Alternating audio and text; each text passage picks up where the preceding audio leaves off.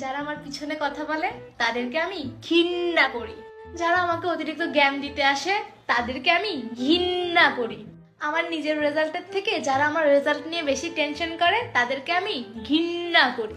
যারা কোনো কারণ ছাড়াই আমাকে অন্যের সাথে তুলনা দেয় তাদেরকে আমি ঘৃণা করি।